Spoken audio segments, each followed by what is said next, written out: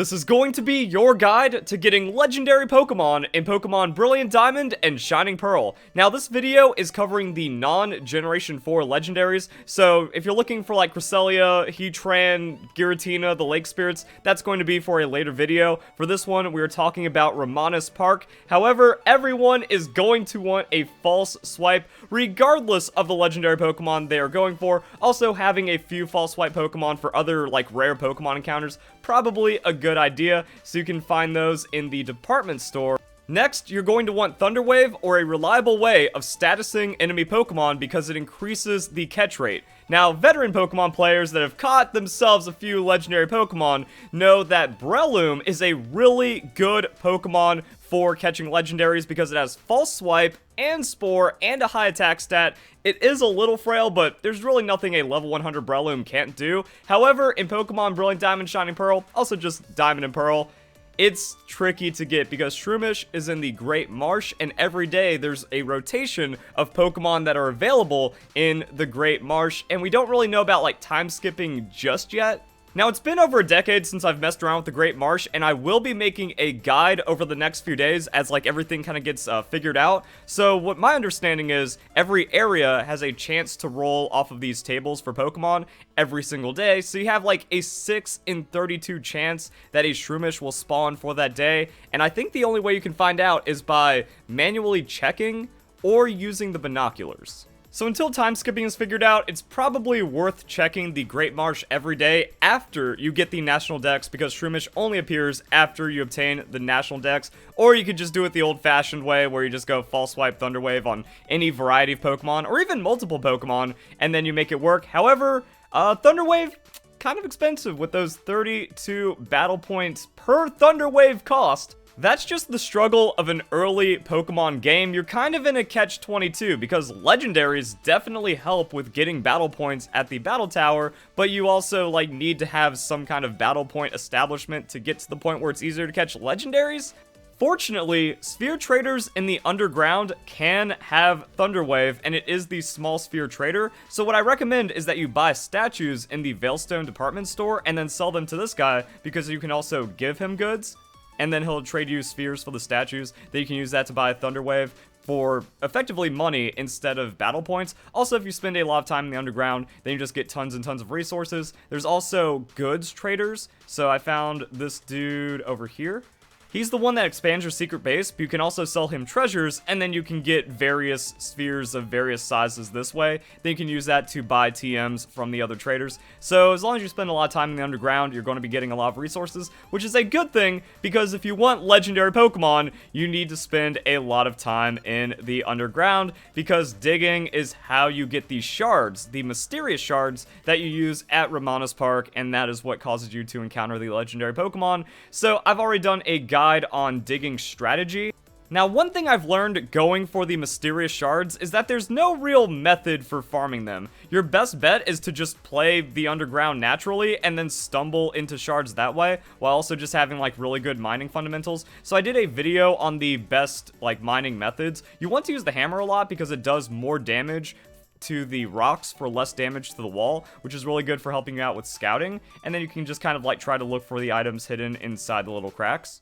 It also depends on the pattern and stuff, but you effectively want to find all of the items. I learned that you can trade in Everstones for Pale Spheres. That's really good, and the Iron Ball is actually pretty rare, so I think you get large Prism Spheres for the Iron Ball, which you can use to buy other things, and it just kind of snowballs from there. So it is worth just kind of just playing the underground for a really, really, really long time. Yeah, you get 15 large Prism Spheres for an Iron Ball. That's really good. Now, that doesn't have anything to do with legendary Pokemon, but once again, like I said, everything in your game is just kind of stuck in a loop of doing something that makes you slightly better at something else, that makes you slightly better at something else, that makes you slightly better at the first thing. Just kind of acquiring resources and Pokemon and items will eventually get you in a really good spot. Now, on moderate grinding, I was able to find a mysterious shard about every 30 minutes. So it is a legendary Pokemon. That's kind of how it ends up breaking down. So once you get yourself some mysterious shards, you want to head on over to Ramanas Park on Route 221. It's where the old PAL Park used to be. And the thing is, you need to have the National Dex to enter Ramanas Park, as well as start finding shards in the underground, which is why it's just best, like, see all the Pokemon Sinnoh, get the National Dex, and then start doing all the craziness in the underground. This is effectively a shop where you can just buy, like, all the essentials that you need. Pretty much like the Pokemon Center at the Elite Four, you just have a little bit of everything. Might need some potions or revives, depending on how bad the legendary Pokemon battles go. And then this is where you trade for the shards, and it's where the game gets extra grindy. You don't just go, oh man, I got a large mysterious shard, I can now run out there and get the Ho-Oh I always wanted.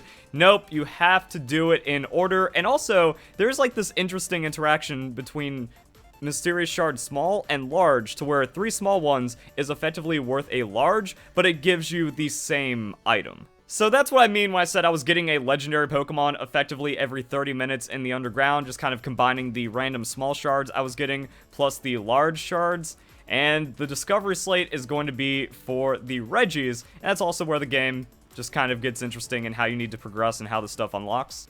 Now, it seems like a lot, and it does seem tedious, but overall, it's not that bad. You just need to get a lot of shards, but again, 30 minutes for a legendary Pokemon seems pretty fair. So it starts off with the Discovery Room, 3 Discovery Slates, get you all the Regis, and then that unlocks the Johto Room or the Kanto Room, depending on the game that you're playing. If you have Pokemon Brilliant Diamond, Ho-Oh is your exclusive legendary Pokemon, and since Ho-Oh revived Raikou, Entei, and Suicune, those are the Pokemon that are going to be in the game. And then for Shining Pearl, that's Lugia and the legendary birds. Makes sense, Pokemon 2000. Also, fun fact, the legendary birds are Lugia's siblings, one of my favorite little pieces of Pokemon trivia. Then you get the Soul Room, then you have the Distortion Room. This is not how you catch Giratina, it's a level 100 Shadow Giratina that gives you access to the Grisius Orb. Then we have the Rainbow Room, Squall Room, Oceanic Room, which is going to be for all versions of the game, and then Rayquaza and Mewtwo is last. And that's going to be it for the prerequisites. Also, make sure you have autosave turned off if you're going for like soft resetting and stuff.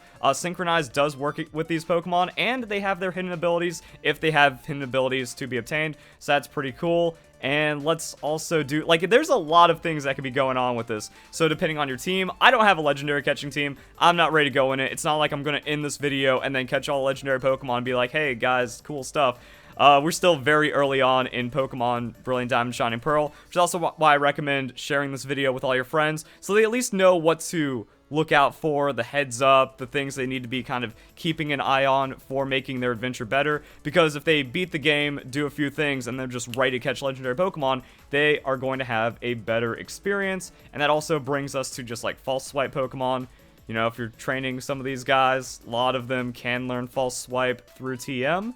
If you go to Pokemon Showdown, you can look up Pokemon by the moves they can learn, so you can see which Pokemon have access to what. So Gallade and Absol are false swipe Thunder Wave boys, something to keep in mind. Mew, also probably a really good Pokemon for catching legendaries depending on how it goes. If you have played Pokemon Let's Go, you do get a free event Mew. However, it is going to be a level 1 because you get it early on in the game. So, I mean, maybe that's Pokemon to consider getting up to level 100 or just having in your party at some point, so it's getting passive EXP share or some kind of training in some way that you can teach it moves that help you out with your Pokemon adventure.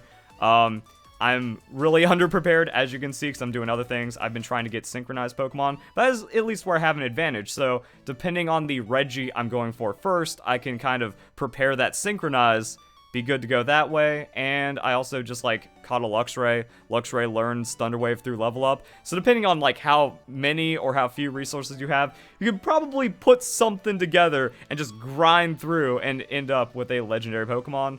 And that's going to be it. So the room tells you which room it is for the slates. Oh, the cutscene for using the slates is actually pretty cool.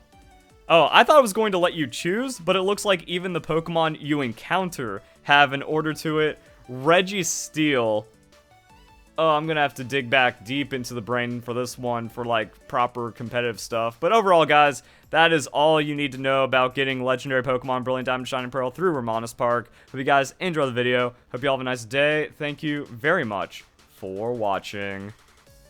Okay, you know I can't not try to quick ball this thing. So I also decided on Impish. Impish just seems like a can't go wrong nature on the Registeel.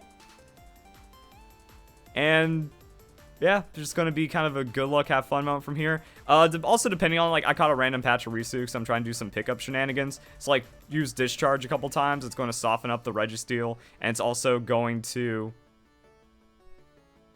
almost not matter.